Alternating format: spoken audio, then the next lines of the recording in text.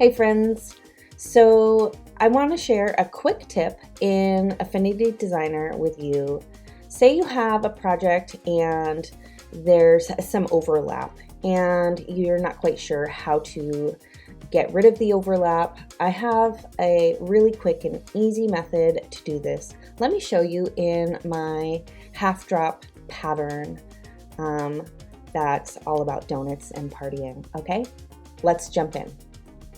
So here I have my pattern and it looks okay, but if you zoom in, you can definitely see there's this overlap happening, and I want it to work out so it follows the line with the outside part of the donut. So let me show you what we can do. I want my donut topping and my donut bottom to be selected. So if you do a slide to the right on both of those, then you've selected both of those layer groups.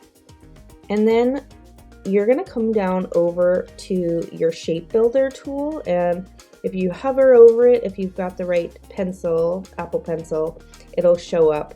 If you need to find it, you can always click the question mark and find the shape builder tool.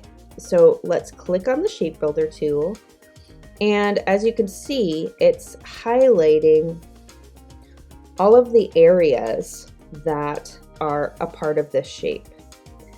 And I don't know if you can see right here, you've got that extra line here that is part of this donut. With a quick click on the extra piece, it'll show up as some blue lines, and you come up to the top here and hit the subtract button. You guys, it's that simple. Really easy. This might be one of my quickest tips yet. So have fun, create your patterns, and use that shape builder tool because it really comes in handy. I'm Katie from Perch Handmade. Follow me for more quick tips, hit that subscribe button, and hop over to my website at Perch Handmade to shop the studio for all my online classes and digital assets.